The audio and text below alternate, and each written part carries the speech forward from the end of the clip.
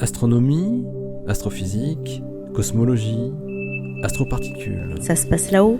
Des grandes quantités de sel, du chlorure de sodium, couvrent de vastes zones de la surface de Europe, le satellite de Jupiter, qui possède un océan liquide sous sa croûte glacée. Cette mise en évidence a été faite grâce à une analyse spectrale en lumière visible de la surface d'Europe et est publiée cette semaine dans Science Advances par des planétologues américains. Le spectromètre infrarouge de la sonde Galileo qui avait visité Europe avait permis de déduire la présence de sulfate de magnésium, mais il ne pouvait pas détecter du chlorure de sodium aux longueurs d'onde qui étaient les siennes. Samantha Trumbo de Caltech et ses collègues ont eu l'idée de faire de la spectroscopie dans le visible sur Europe avec le télescope Hubble, suite à des observations avec le télescope Keck à Hawaï qui semblaient montrer autre chose que du sulfate de magnésium justement. Peut-être des chlorures. Ils n'ont pas eu cette idée par hasard, car un chercheur du Jet Propulsion Laboratory avait montré il y a quelques années que lorsqu'on soumettait du sel de mer à un rayonnement typique de l'environnement de Europe, celui-ci devenait jaune, avec une raie d'absorption caractéristique qui pouvait être détectée par un bon spectrographe monté sur un bon télescope. Et la zone dénommée Tara Regio sur Europe montrait justement une teinte jaune très proche de celle qu'avait produit Kevin Hand au JPL. S'il n'y avait aucune irradiation sur la surface de Europe, le chlorure de sodium resterait invisible.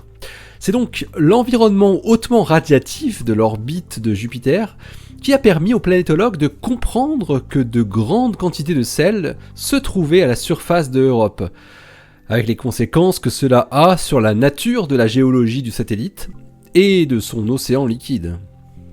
Samantha Trumbo et ses collaborateurs ont utilisé les archives du télescope spatial Hubble pour caractériser sur Europe cette raie d'absorption à 450 nanomètres, dans le bleu. Et oui, quand le bleu manque, le jaune ressort. Avant de conclure qu'il ne pouvait s'agir que d'une signature du chlorure de sodium, les chercheurs ont testé si cette raie d'absorption pouvait être associée à d'autres types de sels irradiés. Chlorure de magnésium, chlorure de potassium, plusieurs sulfates et autres carbonates. Mais seul le NaCl, le chlorure de sodium, correspond aux observations.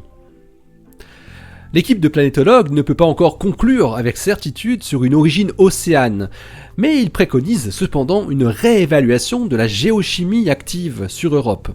Si c'est le cas, cela signifierait en effet que le plancher océanique de Europe serait parsemé de sources hydrothermales, indiquant donc que le satellite jovien est un corps beaucoup plus intéressant qu'il n'y paraît, de même qu'Encelade, là encore.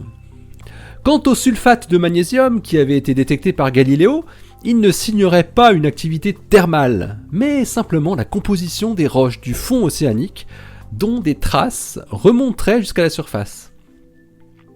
On commence à avoir un peu hâte de voir décoller les prochaines missions américaines et européennes vers Europe dans quelques années. L'article de Samantha Trumbo et ses collaborateurs paru dans Science Advances le 10 juin 2019 avec le titre Sodium Chloride on the Surface of Europa, tout simplement.